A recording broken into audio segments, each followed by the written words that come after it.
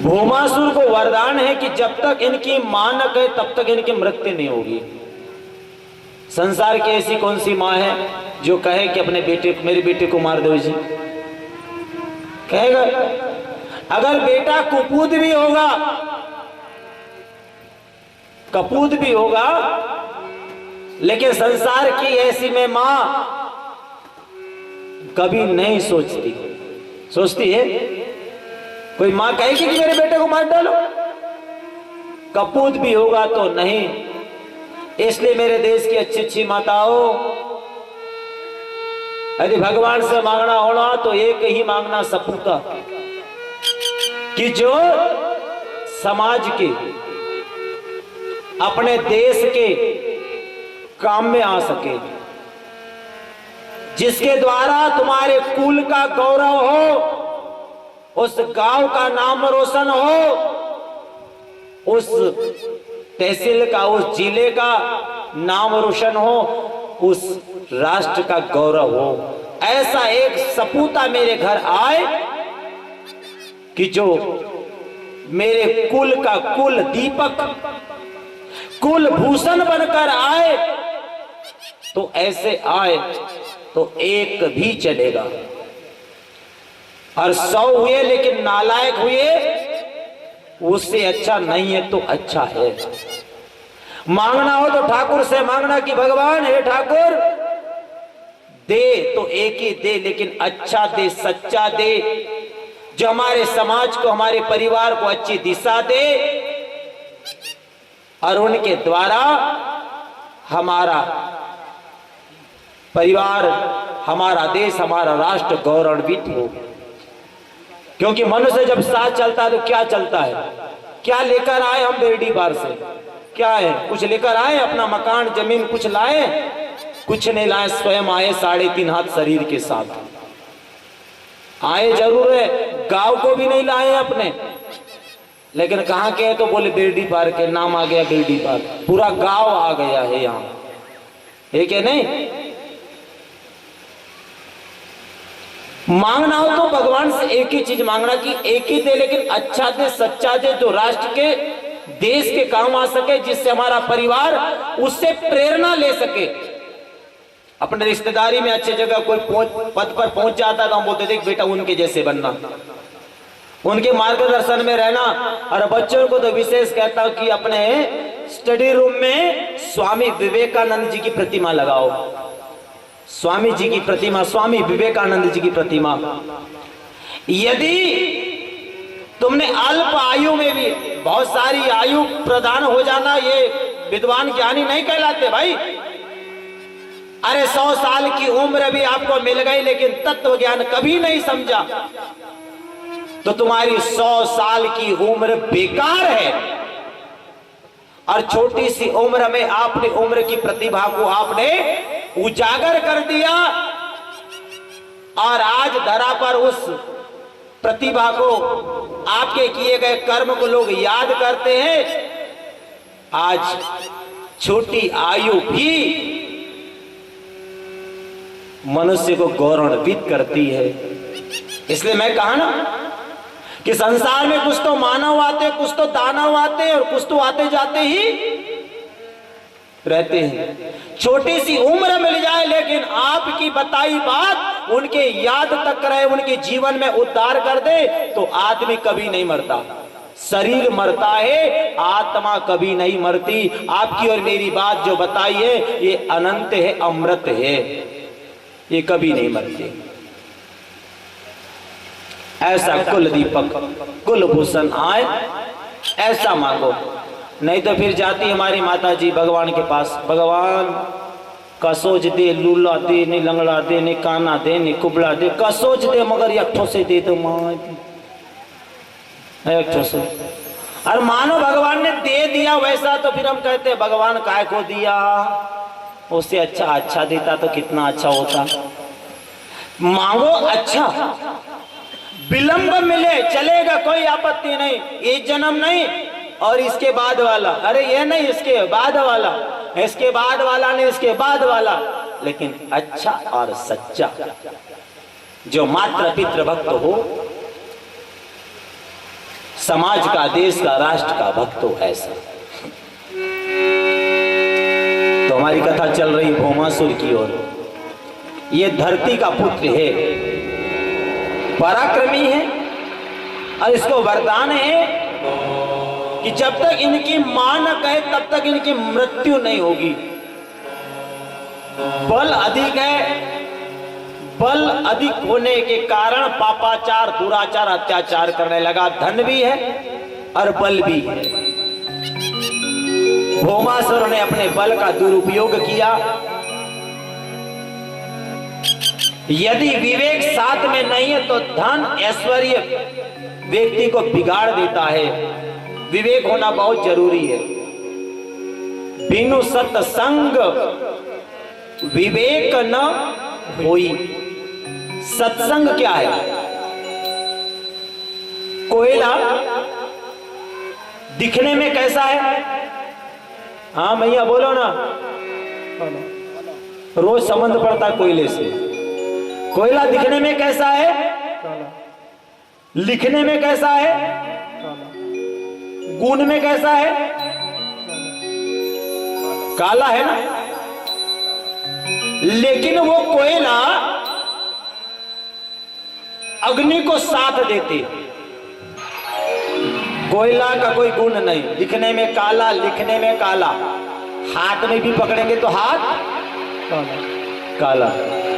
लेकिन वही कोयला अग्नि को साथ दे दे, अग्नि में चला जाए तो कैसा होगा? लाल होगा, हीरे के जैसे चमकने लगेगा। वही कोयला अग्नि को साथ दे तो हीरे की तरह चमकने लगता है। ठीक वैसे ही सत्संग है, वैसे ही सत्संग है। भौमासुर अपने बल का दुरुपयोग करने लगा और उसने संकल्प किया, जब ये राजकुमारियां 20,000 होगी तब मैं मिलकर के अकेला 20,000 युवतियों के साथ अकेला ब्याह करूंगा। भौमासुर ने संकल्प किया। इधर से वरदान भी कोई मार नहीं सकता, बल पौरुष बहुत ही है, कैसे करें? हाँ महाराज, जब धरती पापाचार, दुराचार, अत्याचार, भ्रष्टाचार से जब त्राही त्राही होती है ना, एक गौ माता ही ऐसी है, गौ माता, कि जो अपना दुख, दर्द, पीड़ा, अपनी तकलीफ भगवान से बताती है। बाती हो गई भगवान, और गौ माता की भगवान बहुत जल्दी सुनते हैं। भगवान ने कहा ठीक है, गौ माता गई है भगवान के पास। भगवान ने कहा ठीक है, कोई उद्धार, कोई उपाय तो करेंगे। भगवान ने कहा मरेगा कैसे भाई? कितना भी मारूंगा तो मरने वाला नहीं है। अपनी पत्नी को साथ लिए हैं, सत्यभामा जी को साथ लिए हैं। सत्यभामा जी को साथ ले गए हैं। सत्यभामा जी को क्यों? क्योंकि सत्यभामा ही धरती की अवतार है, पृथ्वी की अवतार सत्यभामा जी है। ले गए। भौमासुर ने देखा कि पिताजी माताजी आए हैं, स्वागत किया है, बड़ा सम्मान किया है, आओ बैठो, बड़ा सम्मान करके बैठा ला। अब जब बात हो गई तो फिर पूछे आने का कारण। भगवान ने समझाया। एक बात ध्यान देना मेरे भाई बहन, अपने पुत्र को समझाने की जो क्रिया है ना, बचपन से चालू रखना, बचपन से ही शुरू रखना। डांटना, फटकारना जो भी है, ये बचपन से ही चालू रखना। क्योंकि जैसा पेड़ छोटा होता है ना, जैसा आकार दोगे वैसे ही होता है। जब पेड़ जब बड़ा हो जाता है ना, फिर बोलोगे मैं उसको आकार ऐसा दूंगा तो वैसा। क्यों दादा, सही कि नहीं? बचपन से डांटना शुरू कर दो। है तो मेरी अच्छी अच्छी माता इसलिए नहीं डांटती, हम कल बूढ़े हो जाएंगे गुरुजी, यही बेटे के सहारे तो रहेंगे जी। अभी डांटेंगे तो फिर हमारी बुढ़ापे में, ओ मेरी अच्छी अच्छी माताओं, अभी से डांटना शुरू रखोगे तो बुढ़ापे भी नहीं तुम्हारा बेटा तुम्हारी सुनेगा। और जब तुम बोलोगे बुढ़ापे की रास्ता तो भूल जाओ आप, राधे राधे बोलना पड़ेगा, जय जय श्री। अरे मेरी अच्छी अच्छी माता बोलो ना, जय जय श्री। और अच्छे अच्छे दादा आप भी ध्यान देना, बचपन से ही, बचपन में नहीं तो फिर बचपन में भी भूल जाओ। भगवान श्री कृष्ण मैया सत्यभामा जी समझा रही है, भगवान कृष्ण समझा रहे, अरे इतने सारे क्या करोगे भौमासुर? अरे एक सुंदर सी पत्नी यदि मिल जाए ना तो अपने घर को स्वर्ग बना देती है। ईटा रेती का मकान बना लेना मकान नहीं है, बल्कि गृहिणी का नाम घर है। स्त्री चाहे तो घर को स्वर्ग बना दे, और स्त्री चाहे तो घर को नरक का अड्डा बना दे। सुलक्षणी एक पत्नी यदि मिल जाए भौमासुर तो बहुत अच्छा है। क्या ये बेकार का संकल्प करते हो? बोले नहीं, मैं एक साथ ब्याह करूंगा। और थोड़ी थोड़ी बात में थोड़ा बात बढ़ते गई, भगवान समझाते गए। जब बात बढ़ गई तब भौमासुर मारने के लिए उतावला हो गया। भगवान श्री कृष्ण के साथ दो हाथ करने के लिए तैयार हो गया। सत्यभामा जी देख रही है, सत्यभामा जी के आके पुत्र और पिता दोनों आपस में लड़ रहे हैं। संसार की ऐसी कौन सी मां है अपने आंखों के सामने एक पिता को और एक पुत्र को लड़ते देखे? बाप बेटी की लड़ाई एक मां देख सकती है क्या? दोनों उतरे ही हैं, बेटा उतना प्यारा है, पति भी उतना प्यारा है। सत्यभामा जी देखते जा रही है, दोनों लड़ते जा रहे। भगवान समझाते जा रहे, नहीं रे ऐसा नहीं करना, ये अच्छी बात नहीं है, बुरी बात है। ये अत्याचार दुराचार को छोड़। लेकिन वो असुर को क्या समझ में आए? और पहले से यदि डांटते तो ऐसी दशा क्यों होती? जब पहले से ऐसी बात जानकार रहती है तो डांटते, नहीं करना चाहिए। जब भगवान मार खाते जा रहे, एक चाटा भी नहीं मारा है भगवान ने, सिर्फ समझा रहे हैं। और भौमासुर दे दानादन भगवान के ऊपर।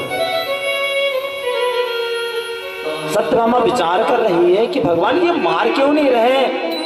अरे मैंने सुना कि अगला 2 मारता है तो 1 मारने की ताकत तो हम रखते हैं ना,